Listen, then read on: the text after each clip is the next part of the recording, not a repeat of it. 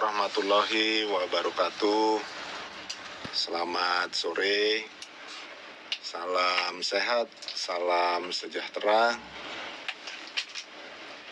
Untuk ibu, bapak, saudara, abang, mbak, teteh, Ito, apalah itu ya, semua warga negara Indonesia di Malaysia yang berkesempatan sore ini menyimak podcast Facebook Live KBRI Kuala Lumpur.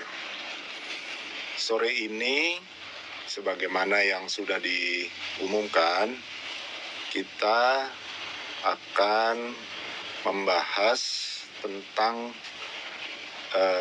melanjutkan pembahasan, lebih tepatnya ya, tentang pembayaran non-tunai di KBRI Kuala Lumpur yang akan mulai diberlakukan pada tanggal 1 Juni 2024.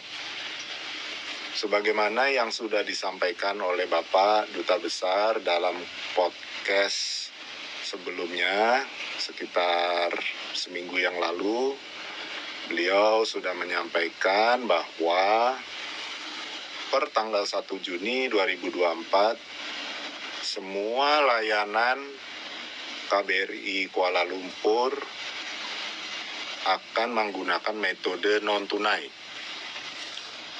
Jadi, saya ulangi lagi, sesuai pengumuman dari Pak Duta Besar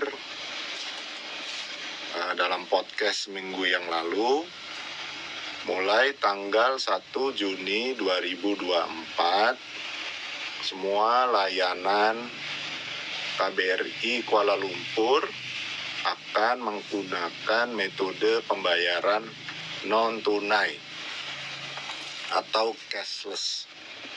Ya, bulan Mei ini ditetapkan sebagai masa transisi untuk melakukan sosialisasi kepada Bapak Ibu semua warga negara Indonesia di Malaysia untuk mempersiapkan diri agar nanti sudah dapat menyesuaikan dengan metode pembayaran terbaru tersebut. Mungkin untuk beberapa masyarakat, beberapa orang mungkin sudah pernah berurusan dengan mengakses layanan KBRI Kuala Lumpur. Sebelumnya itu menggunakan metode non-tunai, yaitu dengan aplikasi M-Cash. Aplikasi M-Cash itu tetap berlaku, tetap berjalan, tetap dapat digunakan. Namun yang membedakan sekarang adalah selain M-Cash, ada metode-metode pembayaran lain yang dapat digunakan. Sebagaimana yang sudah juga disampaikan oleh Bapak Duta Besar, di layar mungkin dapat dilihat beberapa metode pembayaran yang dapat digunakan per tanggal 1 Juni, yaitu Mastercard, Visa, ya, itu yang menggunakan kartu kredit atau kartu debit. Kemudian ada aplikasi GrabPay, kemudian aplikasi MAE itu dari Maybank, kemudian ada ShopeePay, ada Touch and Go e-wallet, dan BigPay. Nah, juga ada yang menggunakan QR code seperti Duit Now, itu juga dapat digunakan. Nah, untuk M-Cash tetap dapat digunakan sebagaimana tertera di layar. Nah, bedanya adalah kalau yang di sebelah kiri, ShopeePay, Touch and Go, dan sebagainya, itu bank, ya, bukan KBRI loh ya, bank mengenakan biaya admin sebesar 3,5 ringgit untuk setiap transaksi. Ya, jadi misal harga paspor 110 ringgit, Nah, itu ada biaya admin Rp3,5. Jadi yang akan terpotong adalah Rp113,5. Ya. Itu kalau yang menggunakan yang sebelah kiri itu, menggunakan mesin EDC namanya. Mesin EDC itu kalau kita bentuknya seperti sebesar handphone begini, cuman agak tebal gitu ya. Kalau kita biasa menggunakan kartu itu di tap saja, atau dapat juga menggunakan PIN, tapi bisa juga scan menggunakan perangkat telepon genggam kita. Itu juga bisa.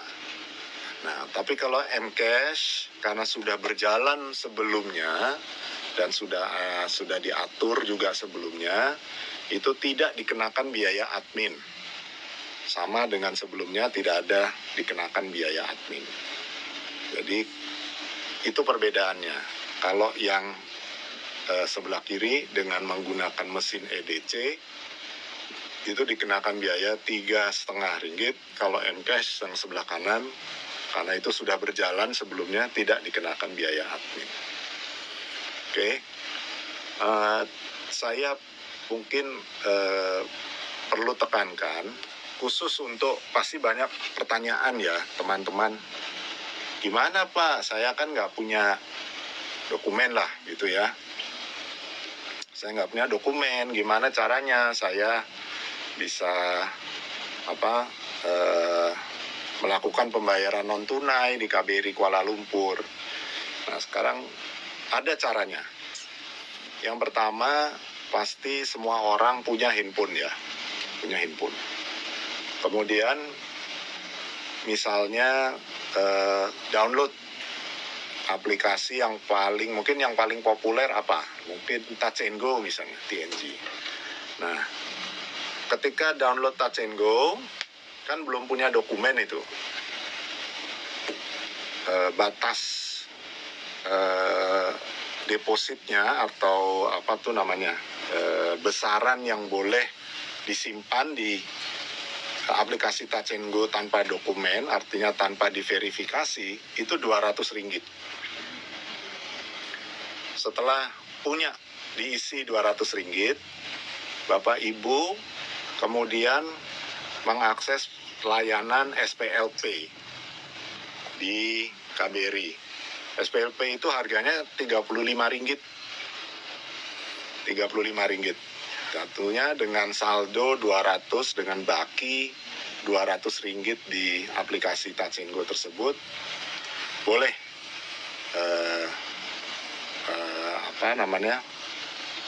membayar SPLP. Harganya Rp35.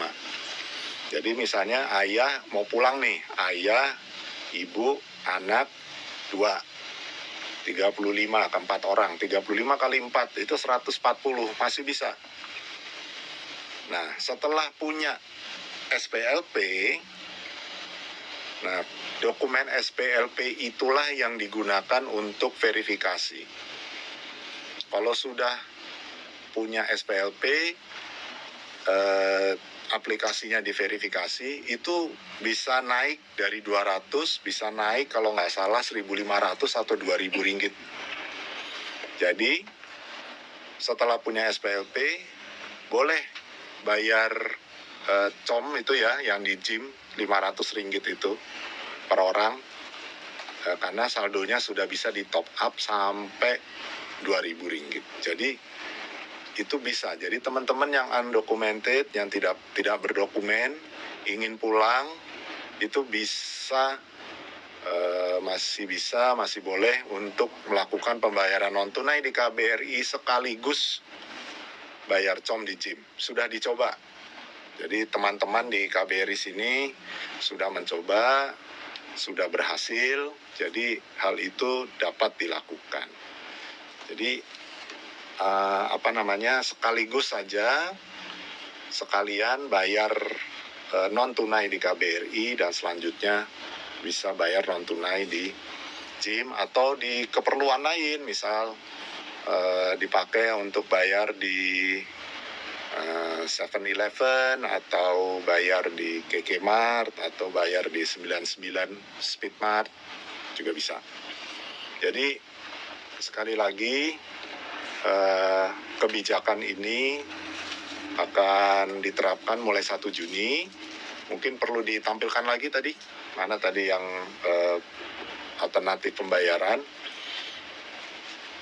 Sebagaimana yang juga sudah dijelaskan oleh Pak Dubes, ini pembayarannya akan lebih banyak pilihan, banyak alternatif, insya Allah akan lebih memudahkan kepada teman-teman semua ya. Per tanggal 1 Juni 2024, bagi yang sudah dapat nomor antrian atau STO 1 Juni ke atas, 1 Juni, 2 Juni, 3 Juni, tolong siapkan metode pembayaran non-tunainya untuk mengakses layanan di KBRI Kuala Lumpur. Jadi tidak lagi menemui masalah nanti ketika datang ke sini ya. Pilihan pembayaran sebagaimana ditampilkan banyak, bisa GrabPay, kalau yang biasa GrabPay boleh, kalau yang biasa ShopeePay boleh, BigPay, dan atau yang paling terpopuler mungkin Touch 'n Go ya.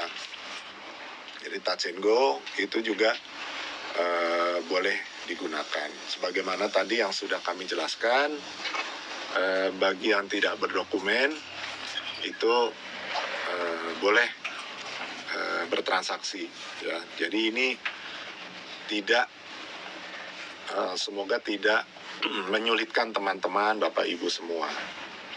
Jadi justru ini akan memudahkan, membuat semuanya lebih praktis gitu ya. Mungkin setelah ini akan ada penjelasan teknis dari provider, vendor, penyedia ya, penyedia jasa pembayaran non tunai. Nanti dari perusahaannya itu nanti akan memberikan penjelasan bagaimana nanti prakteknya di loket KBRI Kuala Lumpur ketika melakukan pembayaran non tunai. Jadi nanti akan diterangkan, tolong dapat disimak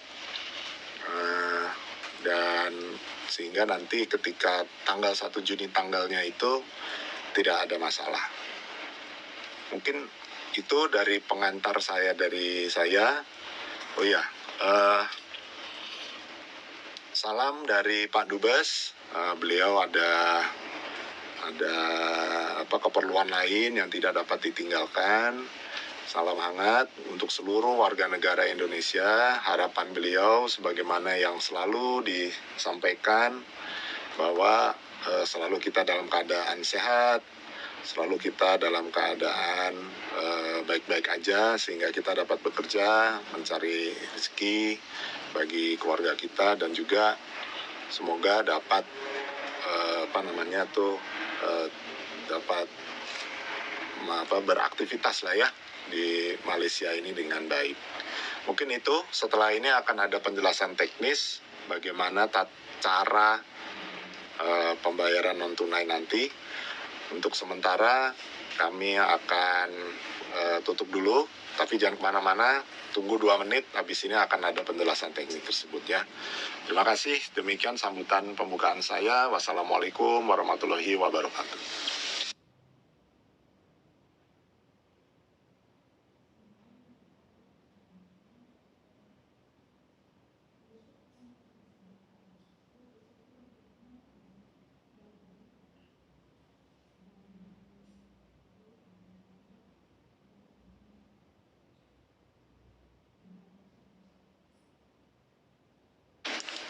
Oke baik, terima kasih masih selalu bergabung bersama podcast KBRI Kuala Lumpur. Sebagaimana tadi yang sudah saya sampaikan, di kiri kanan saya ini ada perwakilan dari Financial Link, yaitu perusahaan yang menyediakan jasa pembayaran non tunai di KBRI Kuala Lumpur. Sebagaimana tadi juga sudah disampaikan, tanggal 1 Juni mulai tanggal 1 Juni 2024 tidak ada lagi pembayaran tunai di KBRI Kuala Lumpur dan hanya menerima pembayaran non tunai.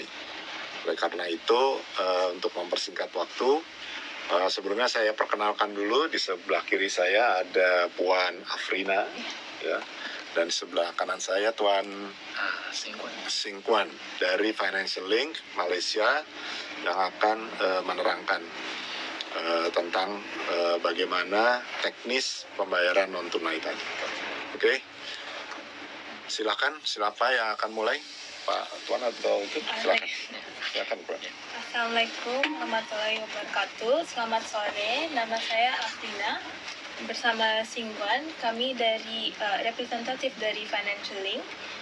Di sini akan menjelaskan sistem terbaru di KBRI, yaitu pembayaran cashless ataupun pembayaran non tunai menggunakan mesin terminal EDC yang kami sudah menyediakan. Slide-nya.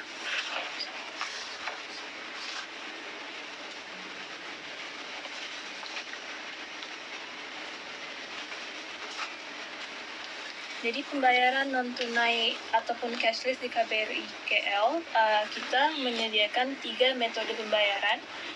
Yang pertama itu memakai kartu debit atau kredit di kartu Malaysia, Visa ataupun Mastercard.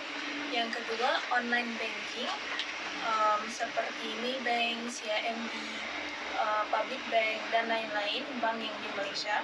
Dan yang ketiga, aplikasi e-wallet. Ya, jadi untuk pakai kartu debit atau kredit Visa ataupun Mastercard, untuk pembayaran yang di KBRI KL, cukup nge-tap untuk pembayaran, nge-tap kartu kredit atau debit di mesinnya itu untuk membuat pembayaran. Dan kalau melalui online banking seperti Maybank ataupun CIMB dan lain-lainnya itu menggunakan DuitNow untuk QR scan. Dan yang ketiga, kalau teman-teman mungkin nggak mempunyai debit card, Mastercard atau Visa ataupun online banking, bisa menggunakan aplikasi e-wallet melalui DuitNow ataupun Touch and Go, Maybank, ShopeePay, BigPay, GrabPay, dan lain-lain yang di aplikasi. Sekarang Singgon akan menjelaskan caranya top up di e-wallet. Ya, selamat petang. Nama saya Singgon. Berkaitan dengan e-wallet. E-wallet, kebanyakan e-wallet dia boleh support online top up melalui kredit ataupun debit account. Kalau anda tidak mempunyai account tersebut, anda boleh beli itu PIN dari kedai-kedai seperti Speedmart, macam ShopeePay, anda boleh beli itu PIN dari itu KKMart ataupun 7-Eleven. Untuk Touch and Go, dia ada banyak jenis kedai lah yang boleh beli, anda boleh beli PIN dekat sana, macam 99 Speedmart, Econsafe, Petronas Station, Shell Station, ataupun itu KKMart, 7-Eleven sekali, ya. So jadi kita sediakan banyak cara untuk anda membuat top up untuk akaun anda.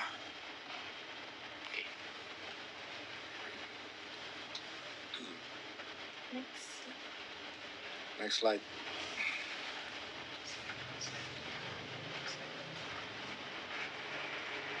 Jadi untuk pembayaran non-tunai ataupun cashless melalui metode yang 3 yang tadi kami sudah jelaskan, debit card, Visa, Mastercard, online banking, ataupun e-wallet, kami juga akan ada biaya tersendiri.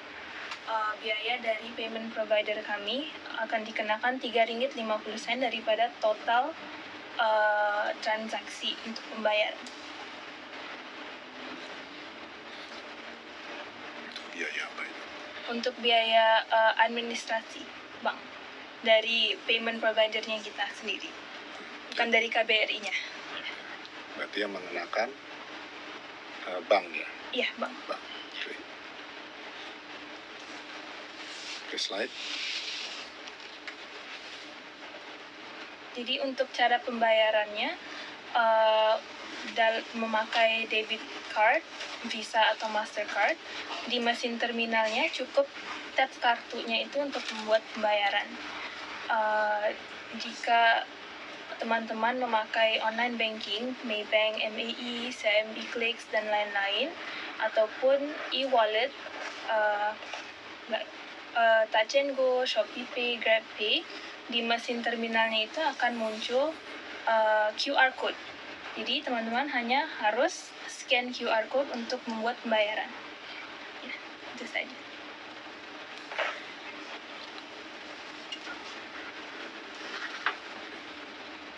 Sudah? Cukup. Jadi demikian ya Bapak Ibu. Jadi nanti itu di setiap loket pelayanan KBRI Kuala Lumpur, di loket-loketnya itu ada mesin EDC yang tadi itu ya. Bentuknya itu ada layar, kemudian ada tombol-tombol angka. Ya, seperti yang biasa kita lihat kalau di kedai-kedai runcit ya, mungkin ada.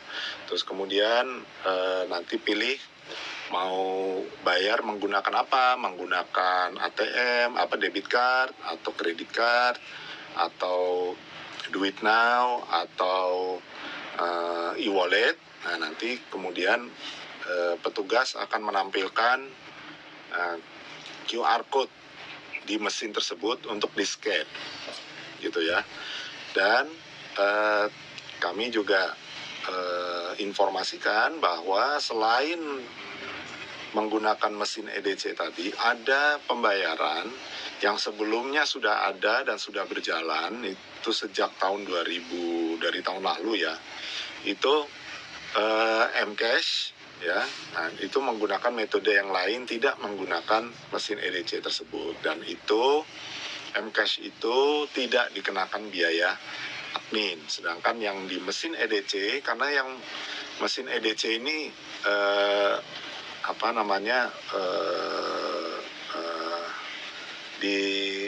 di provide oleh mungkin sistemnya begitu ya. Di sistemnya itu disediakan oleh bank, maka bank mengenakan pungutan atau biaya admin bukan pungutan, biaya admin 3,5 ringgit gitu ya, 3,5 ringgit, dan itu yang memotong adalah bank, bukan KBRI. Nah, kalau mau tidak bayar 3,5 ringgit, yang gunakan M-Cash yang menggunakan metode yang lain, bukan mesin EDC. Demikian. Dan sekali lagi kami ingin menyampaikan informasi bahwa bagi ibu bapak yang tidak punya dokumen, gak usah khawatir. Kita sudah coba berkali-kali menggunakan e-wallet, itu bisa. Download dulu, kemudian diisi, biasanya sampai 200 atau 150 ringgit atau 200 ringgit.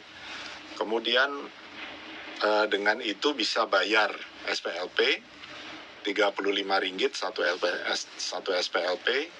Setelah punya SPLP,